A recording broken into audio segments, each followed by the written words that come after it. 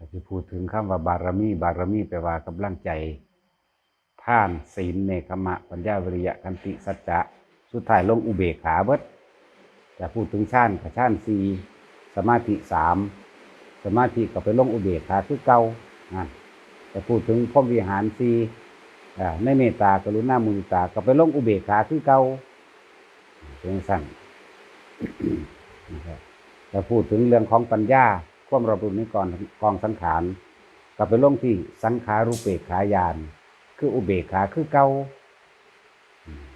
แต่เฮาสิเอาความรู้สึกภายในกับความรู้สึกภายนอกออกมาใส่กันได้จังใดนี่แหละเป็นสิ่งที่เฮาจะต้องพยายามฝึกหัดปฏิบัติให้มันถึงคือเฮาคนที่บ่รู้จักคณิกะสมาธิอุปจารสมาธิและอัปปนาสมาธิมันเว้าบ่ได้เด้คณิกะสมาธิความจิตตั้งมั่นในขณะนั้นในขณะแรกเลยที่เฮานั่งปั๊บลงนี่เรียกว่าสมาธิอันเกิดจากการนั่งของเฮาเองนี่จังซี่เฮ็ดจังใดเฮาสิประคองให้มันเข้าสู่อัปปนาสมาธิได้คือเข้าสู่ความเป็นอุเบกขานั่นเองคำว่าอุเบกขานี่ตนเป็นผู้มีสติ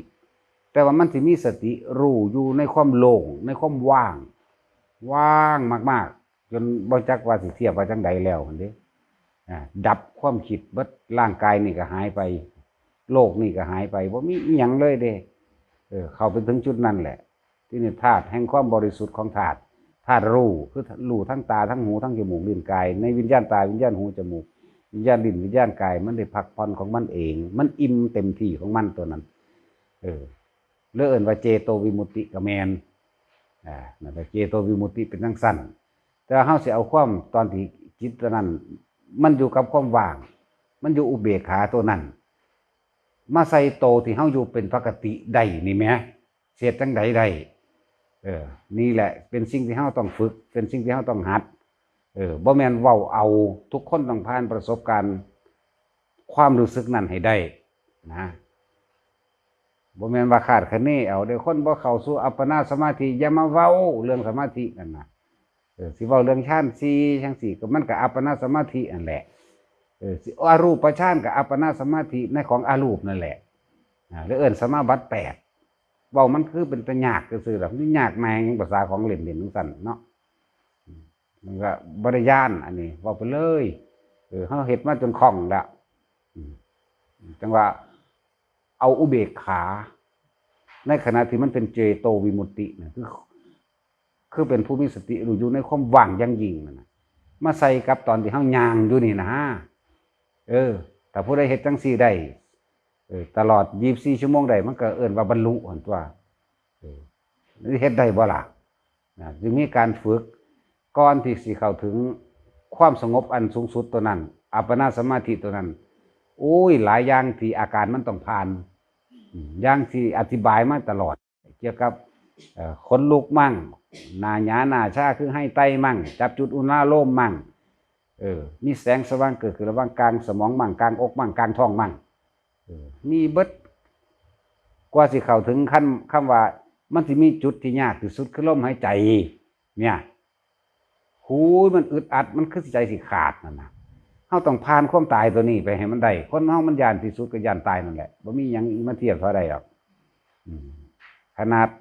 ที่ว่าเฮาเข้าสู่อุปจารสมาธิได้นี่ครับเฮาประคองผ่านมาแล้วจากคณิกะสมาธิมีอาการปิติต่างๆนานาเกิดขึ้นโดยทั้งร่างกายมีขนลุกขนพองมีโยกมีสั่น มีคันนอกๆแงกๆนั่นแหละมีเบิดนั่นแหละเข้าสู่อุปจาระตัวนี้บัดนี้ผู้มีอุปนิสัยวาสนาไปตั้งเห็นนั่นเห็นนี่มันก็เห็นเด้เห็นปั๊บคิดปั๊บนั่นคือออกจากความสงบแล้วออกจากความตั้งมั่นของเองแล้วเห็นยังเห็นแสงสว่างบ่เห็นผีเห็นเปรตเห็นสุรกายสัตว์นรกเห็นพระอริยะเจ้าโดยภายในก็สั่งอันเรื่องที่มันเห็นนั่นน่ะยังเคยเว้าไว้แล้วอันสิ่งที่เฮาเห็นจริงแต่เรื่องมันไม่จริงที่จับมาเป็นประเด็นเฮ็ดหยัง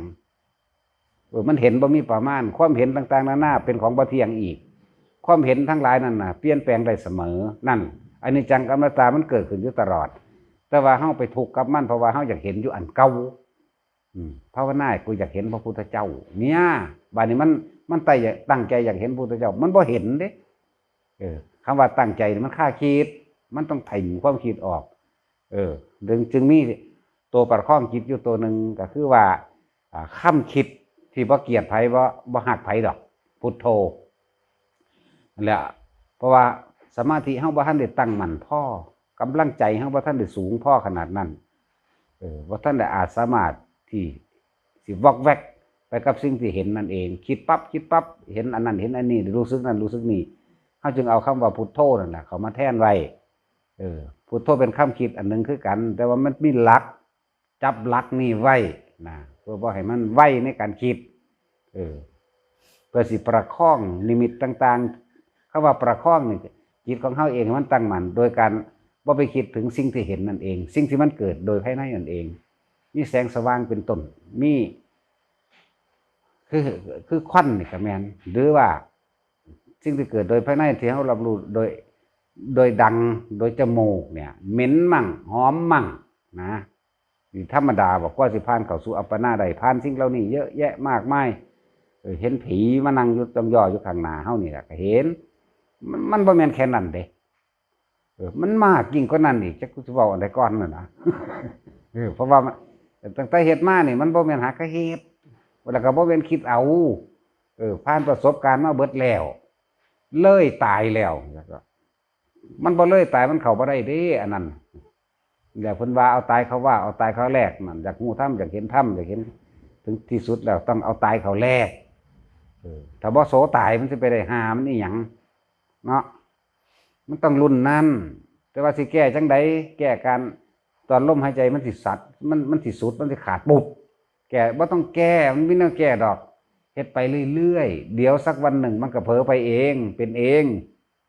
ของยากก็ดอกที่เบิ่งดูเด้อตักเทื่อนึงก็ว่าทันได้เข้าได้อยู่ไผก็ดีเท่าใดละ5 ปีแล้วเนาะคือพยังศีลนี่แหละ5 ปีแล้วเด้ยังปึกคือเก่าอยู่นั่นนะ5 ปีแล้วยังว่านั่นแหละกิเลสตัณหาปานดังท้องฟ้าภาวนาท้อไปเข็มมันจะไปเฮ็ดได้อีหยังว่าซั่นแวบๆเลยแหละมื้อตาพะโว้คือเลยเลื่อนประคองไปบ่ได้ขนาดหาวิธีที่ว่า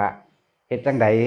มันสิภาวนาถึงทำการทำงานใดโดยบ่แม่นแต่ว่ามาแค่นั่งนี่ทำงานกับภาวนาใดนี่หาวิธีให้จับจุดอุณาโลมหรือทรงฌานบัดนี้ทรงฌานมีเครื่องอยู่มีเครื่องเพ่งนั่นแหละทรงฌานโดยเอาอาการปิติมาร่วมไว้ตามหน้าผากเป็นจุดอุณาโลม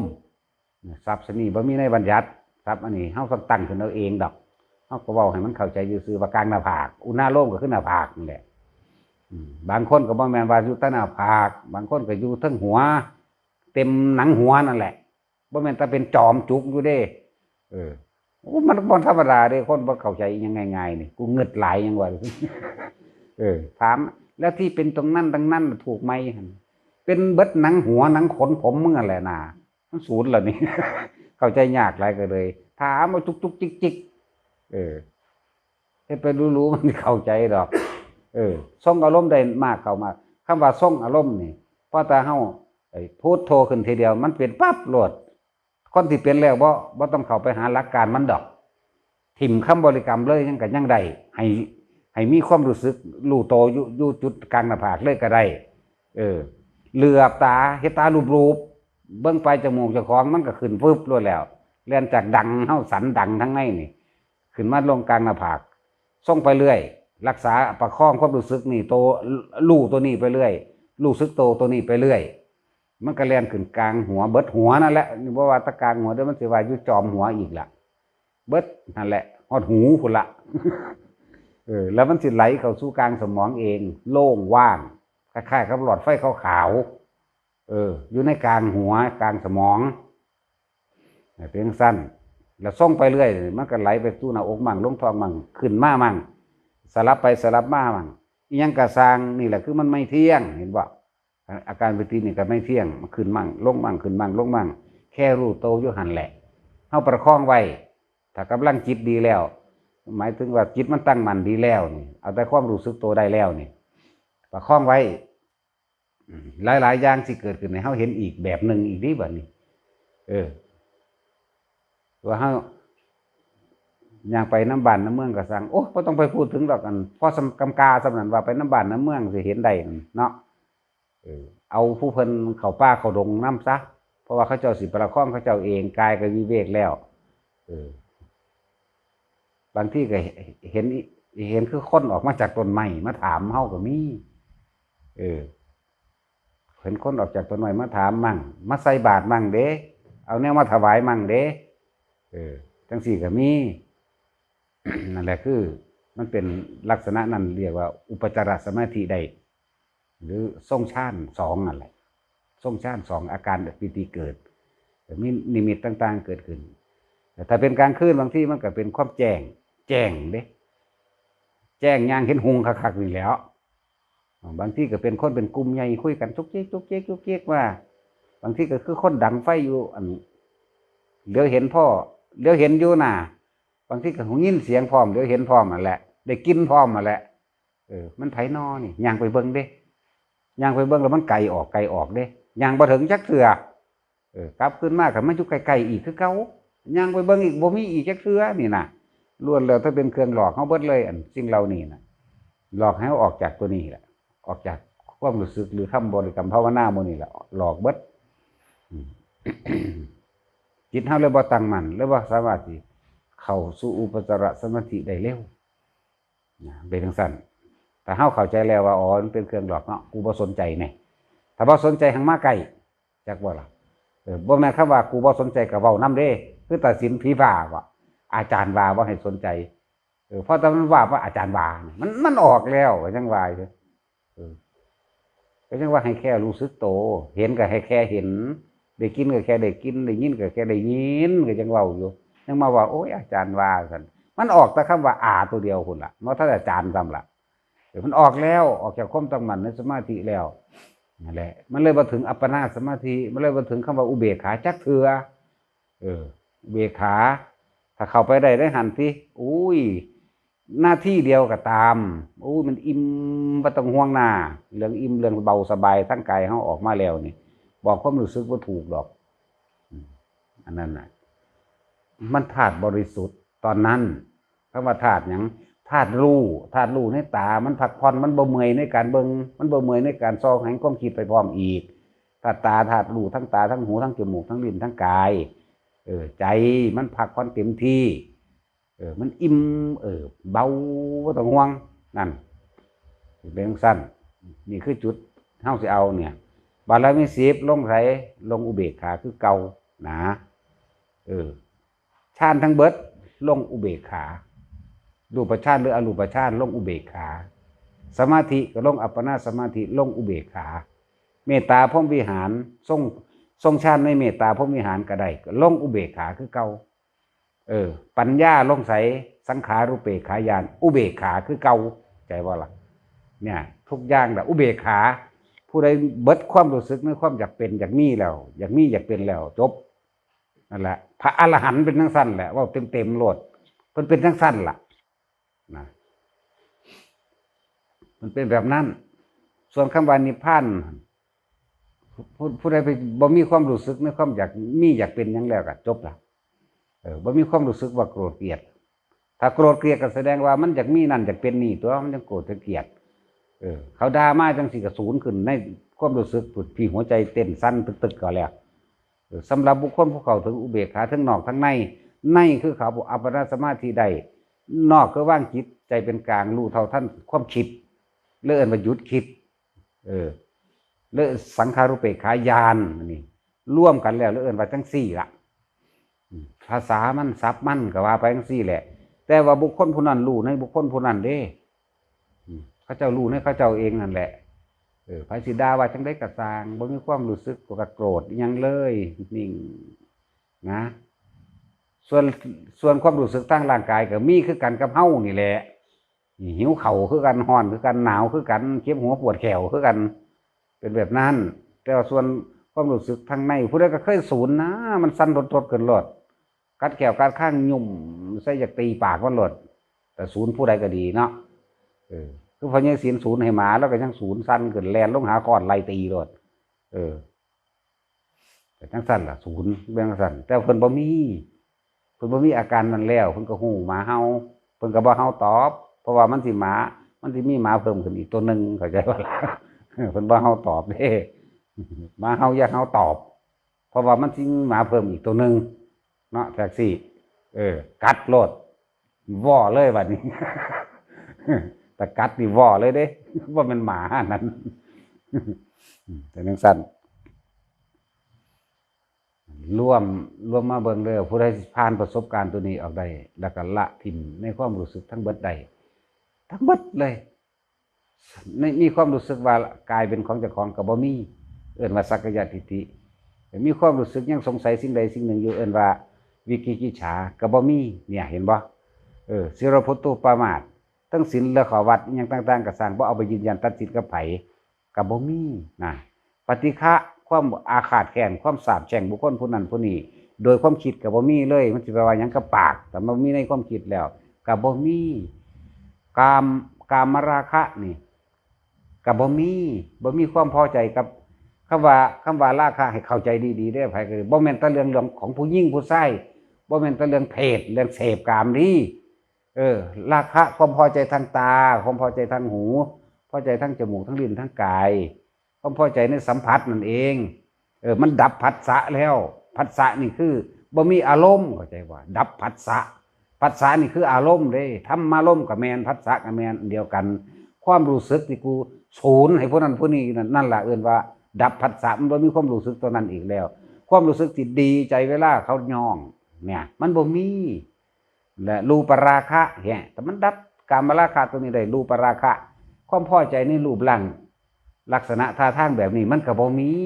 มันรู้อยู่ซื่อๆงามมันก็รู้ขี้ไรมันก็รู้อรูปราคะสัมผัส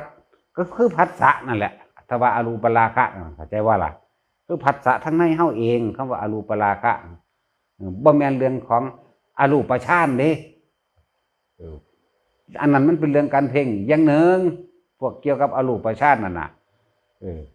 อันนี้คือความรู้สึกที่พอใจอยู่เด้จึงเรียกว่าอรูปราคะเสียงมันมีรูปอยู่บ่เอาเสียงมีรูปบ่นั่นแหละเอิ้นว่าอรูปราคะกลิ่นมีรูปบ่นั่นแหละอรูปราคะ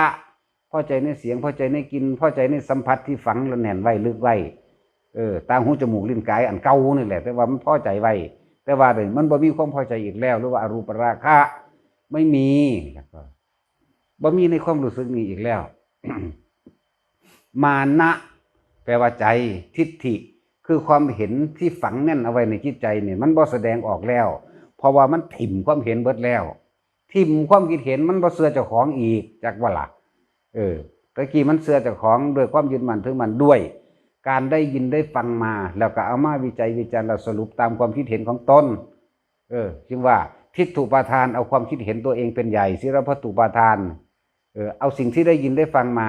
นึกคิดตึกตองพิจารณาคาดคะเนและสรุปผลลงแล้วก็ยืนยันตัดสินด้วยความคิดเห็นของตนเป็นใหญ่ตามความพอใจเนี่ยเห็นบ่เขาว่าตามความกามุปาทานนั่นเองเขาว่ากามุปาทานตามความเห็นที่เจ้าของพอใจว่าถูกนั่นแหละทั้งสิ้นอัตตวาทุปาทานนี่แสดงความเป็นตัวตนออกมาเนี่ยตัวนี้3อย่างนี่แหละคือการแสดงความเป็นตัวตนออกมาที่ว่ารู้สึกตัวว่า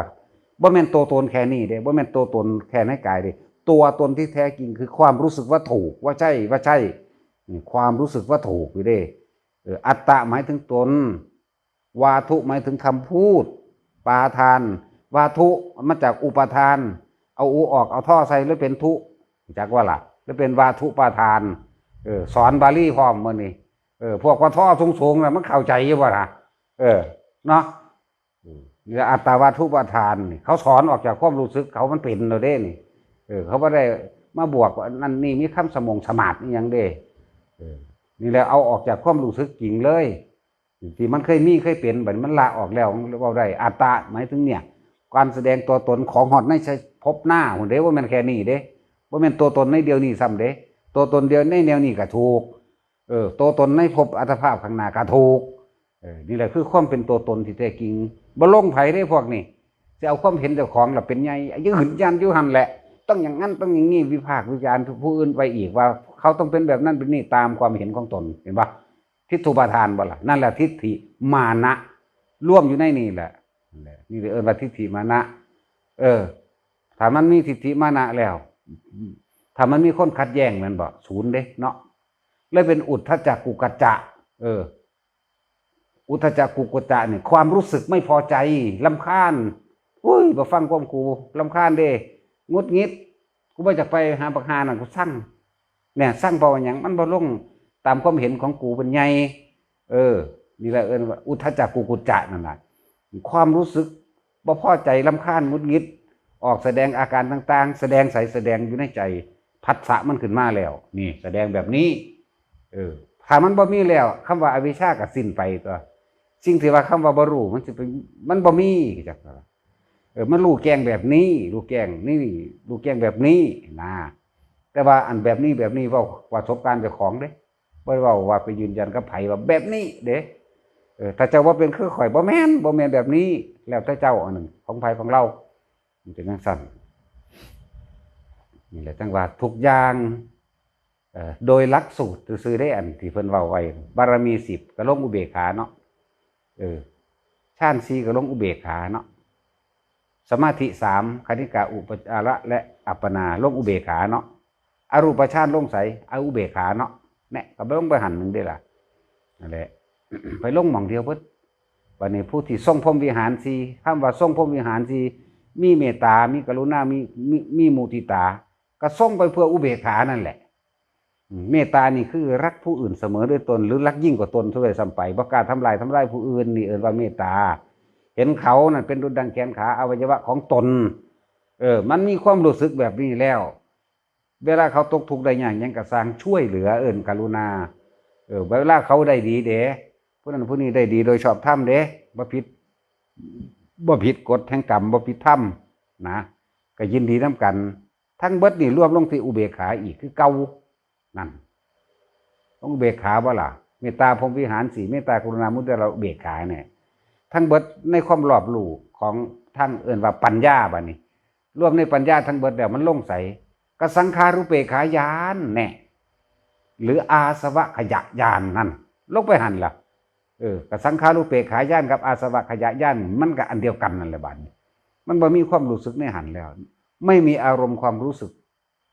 ภายในแล้วความรู้สึกพอใจหรือไม่พอใจนั่นน่ะมันเบิดแล้วมันบ่มีมันมีแต่รู้บัดนี้รู้ซื่อๆจักบ่รู้ซื่อๆเลยรู้แบบว่าศูนย์นี่ผู้ใดดอกแต่ว่าเทศนี่ศูนย์แล้วโมโหแล้วศูนย์เราได้ศูนย์พระยิศิลศูนย์บ่มีค่าดอกเนาะยิศิลถ้าเอาไปใส่เลข1เลข2มันถึงมีค่าได้เป็น20เป็น30ไปแต่ว่าศูนย์นี่บ่มีค่าเด้บ่แม่นอารมณ์จักว่าล่ะมันมีอารมณ์นั่นซั่นแหละแล้วเฮาเฮ็ดจังได๋เฮาสิเอาข้างในกับข้างนอกมาเชื่อมกันได้เข้าใจว่าแท็กซี่ข้างในคืออัปปนาทั้งที่เฮาย่างไปย่างมาขับรถขับเรือไปอยู่นี่แหละแต่ว่ามาร่วมกันได้นี่แหมเนาะเอาอารมณ์นั้นมาใส่ตอนนี้เข้าใจว่าอะไรนี่จบแล้วถ้าได้จังซี่นั่นน่ะเขาสิวางได้ก็เป็นว่าเป็นเรื่องของผู้ว่าจักว่าล่ะเป็นอัตตวัตถุปทานของผู้นั้นเฮาก็บ่ได้สนใจว่าเขาสิเป็นหยังนี่คือมันคลายออกแบบนี้เห็นคือเฮาเห็นกันเดี๋ยวนี้มันก็เห็นสักแต่ว่ามันเห็นซื่อๆแต่พูดถึงหญิงถึงชายน่ะเป็นโดยสมมติมันมีคนสวยคนงามดอกอยู่นี่มีแต่ผีทั้งเบิดตายเน่าเผาถิ่มมีผู้ใดเอาไว้เฮ็ดปลาแดกดอกฟังนั้นเอาไว้เฮ็ดปลาแดกอยู่บ่ท่านฟังนั้นน่ะติตะวันเฮ็ดปลาแดกไว้กินอยู่ก็จังซั่นแหละแต่การฝึกหัดปฏิบัติมันจึงมีมากมายหลายอย่างผ่านประสบการณ์ความย่านตายมานี่มันบอกว่าถือมันหลายโพดคือฝนตกฟ้าห้องฟ้าพาจังซี่แหละคือเดินบ่แม่นคำว่าเดินจงกรมของเฮาบ่ได้แว่นว่าเฮาสิอยู่แต่ในทางเฮ็ดไว้งามๆเด้ทุกอย่างก้าวเป็นเดินจงกรมเบิดเด้เพราะมันอยู่กับภาวนามันอยู่กับพุทโธเดี๋ยวนี้ก็อยู่กับพุทโธตื่นปั๊บขึ้นพุทโธขึ้นเอาเองเลยจนว่าเป็นอัตโนมัติของมันแล้วบ่หาตั้งแต่ว่าเว้าเทศกับพวกเจ้าอีเดียวนี้นั่นอาการบุบๆวาบๆมันก็มีของมันอยู่ในนี่อยู่แล้วแล้วเฮามีหลักจับต้องจับหลักไว้ก่อนคือพุทโธนั่นเอง ตัดตัวนี้ตื่นปั๊บมันก็เป็นพุทโธรับตอนพุทหรือรับตอนโธมันก็ชื่อใดเป็นยังสิชื่อว่าใดรับตอนโธตื่นมาเพิ่มพุทขึ้นเลยนี่มันขนาดนั้นเด้บ่แม่นเว้าเอาเด้มันเป็นจังซั่นของมัน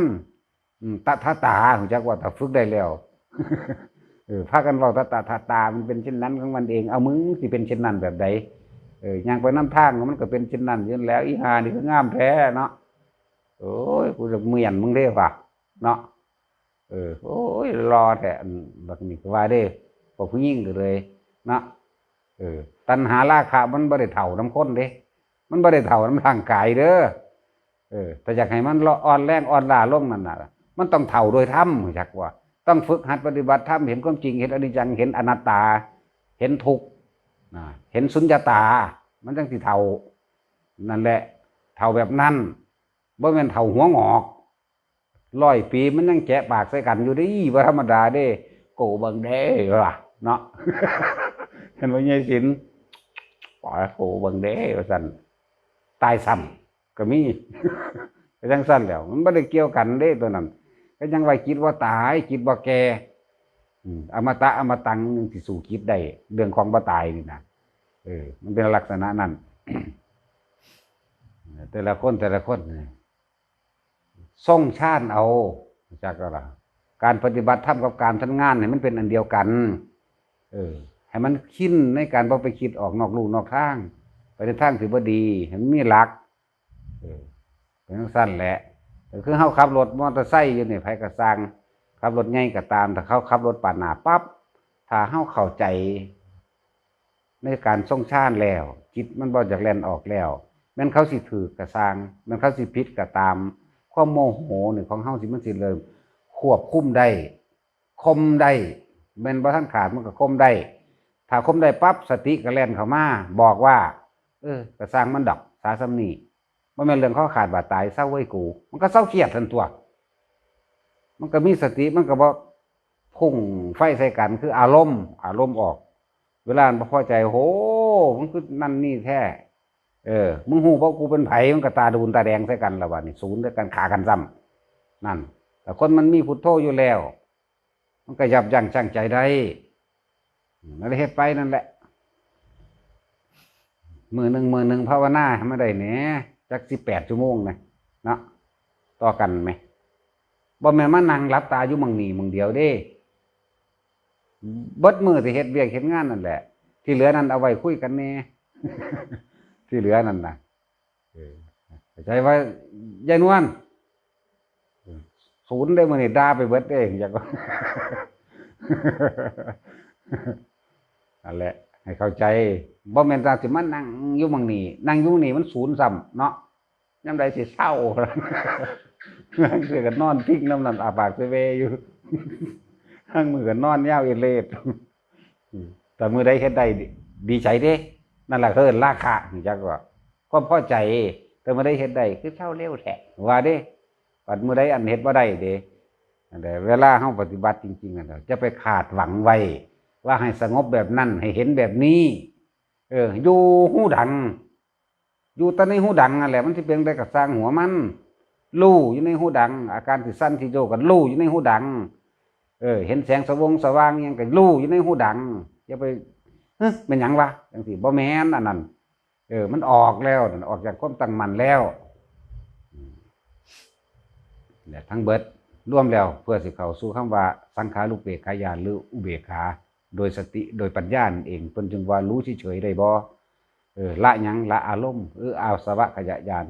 อารมณ์ทั้งเบิดในความรู้สึกของเฮาบ่มีความของเกี่ยวกับสิ่งใดอีกมันเลยเป็นสังขารุปเปกขายานแม่นความคิดนั่นสิพุดขึ้นตลอดเวลาก็สร้างบ่ได้มีอารมณ์ความรู้สึกอยากให้เป็นเข้าใจว่าล่ะมันก็รู้อยู่ของมันเด้เนี่ยก็คือเฮาเห็นสายไฟแล่นมานํทางล่ะพวกนั้นขี่รถมาพวกฟังนั่นน่ะ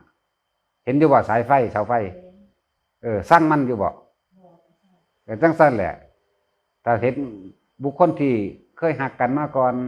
กับเคยเกลียดกันมาก่อนถ้าเฮาเห็นได้คือเฮาเห็นเสาไฟนี่สบายเด้จักบ่ล่ะบ่มีอารมณ์หยังเลยนั่นน่ะจบแล้วเห็นบ่เป็นซั่นแต่ว่ามันสิแม่นบ่ล่ะเนาะ มันสิแม่นบ่ล่ะโอ้ยหลานกูกินข้าวระบ่ปานนี่เขาว่า นั่นแหละห่วงนั่นแหละอารมณ์ความรู้สึกพอใจในการที่เบิ่งหลานลูกห่วงลูกห่วงหลานก็ว่าไปเห็นบุคคลที่เป็นตาสร้างได้บ้านี่ขนาดสมมุติว่าเคยผิดกันไว้ก็พอมันเนาะบัดนี้ไปเห็นลูกมันก็ศูนย์อยู่เด้เนาะมันขนาดนั้นดีว่าธรรมดาเด้ขนาดเห็นลูกมันก็ยังศูนย์อยู่ยังอยากทำลายลูกมันต่ออยู่เด้น่ะแม่นผู้ใดเคยเป็นวะมันจะเป็นอยู่ดีคือเฮารักเกิบนั่นแหละถ้าเฮารักเกิบมาแล้วเฮาสิใส่เกิบไปเล่นกลางบ้านจังซี่ย่านฮอดพี่น้องเกิบมันมาเห็นเด้มันกังวลเนาะแม้ว่าซั่นเจ้ากล้าใส่ไปอวดพี่น้องเกิบเจ้าอยู่บ่ที่รักเกิบเขามาแล้วพอจะเห็นมันจื้อได้นะความผิดของเนาะไปรักเกิบเขามาแล้วอุ้ยงามแท้นี่ก็เอาล่ะ ใส่มาแล้วก็มาใส่ยางอยู่เฮือนในเฮือนแต่ของหลีอยู่หั่นเพราะถ้าใส่ยางออกไปข้างนอกจักหน่อยนึงน่ะออกนอกบ้านไปจักหน่อยนึงปุ๊บไปเห็นพี่น้องเกิบตัวนั้นน่ะโอ้ยจำได้แต่กูหันหลังงุบยางเอาเกิบไปเสื่องอีกย่างเขาจับเนาะตั้งมันหูบ่หูได้อันพี่น้องเกิบอันนั้นว่ามันสิเป็นเกิบอันแม่กูบ่นอนี่น่ะเนาะ มันสิเป็นเกิบลุงป้าอาอาวกูบ่นอมันบ่หูตะของได้ตั้งหากหูเนาะนั่นเกิดความรู้สึกบ่ล่ะนั่นแหละความรู้สึกคืออันนั้นแหละเรื่องสั้นแต่ว่าเฮาเฮ็ดจังได๋เฮาสิฝึกให้ปล่อยวางความรู้สึกได้ออกได้นะบ่มีอารมณ์ข่มของเกี่ยวกับสิ่งใดอีกแล้วมันก็จบทันตัวแม่นิพพานมันก็บ่อยากไปดีแต่คนเฮ็ดได้จังซั่นแล้วจังเป็นไรบรรลุหยังก็บ่บรรลุพร้อมเข้าใจบ่มันเฉยๆอยู่ของมันจังซั่นมันเฉยนี่แหละจังว่าทุกคนต้องผ่านประสบการณ์ในการฝึกหัดมาเบิดว่ามันธรรมดาเด้กว่าสิมาถิ่มอารมณ์ได้นะถิ่มอารมณ์เด้จริงๆน่ะถิ่มอารมณ์เบิดเลยถิ่มเบิดแล้วจังซี่กว่าสิมาเข้าถึงจุดนี้ได้โอ้ธรรมดาบ่เจ้านั่นคือผีเปรตมันเอาแขนมันเอาขาบ่มันเอาแขนมันเอาขาพับมันนี่มันบ่ได้เอาตีนง่อยดอกเดี๋ยวบางคนมันสิถามอีกต้องบอกละเอียดเอาขาพับมันนี่นะเนาะมันก็หอยอ่อนโตนลงมาเด้ผมบักยาวซากลงมาที่แรกเป็นงาไม้หักปะวะลงมานี่เอาเฮาเดินจงกรมนี่นะปะวะลงมานี่ก็เหลียวเบิ่งอยู่หังบ่คิดจักบ่ล่ะหอยอ่อนโตนลงมาเดี๋ยวผมกับกวาดดินบัดนี้มันก็โยกล่ะบัดนี้โยกซ้ายไปซ้ายมาอย่างนั้นล่ะแม่นบ่ต้องห่วงจังซั่นแล้วแต่ว่าเฮาบ่คิดออกไปมันก็สบายตัวจักถ้าคิดออกไปมันก็ย้านล้นแล้วเข้าใจว่าล่ะนั่นแหละการฝึกหัดต่างๆมันต้องผ่านประสบการณ์เหล่านั้นมันนั่งเว้าเอาดีมันบ่ไปคาดคะเนเอาแบบนั้นแบบนี้เด้พวกงูใหญ่พญานาคทั้งหลายแหล่นั่นแหละอีกอยู่ไสเลยมันหลายหม่องเกี่ยวเด้นั่งสมาธิอยู่นี่แหละบัดนี้นั่งก็รู้สึกอยู่ว่าลัดเข่าแน่นเข่าเด่นเข่าเด้แต่เบิ่งแล้วก็ใหญ่เติบซ้ำขาเราไปใหญ่กว่าขาอีกจักหน่อยหรอกมันสิเกี่ยวหลับตาก็เห็นเด้มื่นตาก็เห็นมื่นตาเบิ่งมันก็ได้แต่เฮาประคองจิตได้มันก็หายดอกโอ้งูเนาะนี่เท่านั้นแหละหลับตาลงชัดเขาอีกลัดเขาแล้วก็มาเกี่ยวอยู่ข้อนี่แหละคือสิตายนี่บัดนี้ ตายก็ตายทันตัวเนี่ยแต่เฮ็ดจังใดเฮาอยู่รอดได้เฮาอยู่ล่มเด้อยู่ล่มอยู่ในล่มหายใจนั่นแหละทานั่งมันได้ถนัดอยู่แล้วนี่คือมันเริ่มแข็งขึ้นมาแล้วจักบ่ล่ะ วิชาเริ่มแข็งขึ้นมาคำว่าวิชาคือความรู้ที่เฮาผ่านประสบการณ์มานั่นแหละบ่แม่นคาถาเด้อย่าเข้าใจว่าทองคาถาอันนั้นอันนี้เด้วิชาใจเฮานี่แหละเริ่มแข็งขึ้นมาแล้วก็รู้แล้ว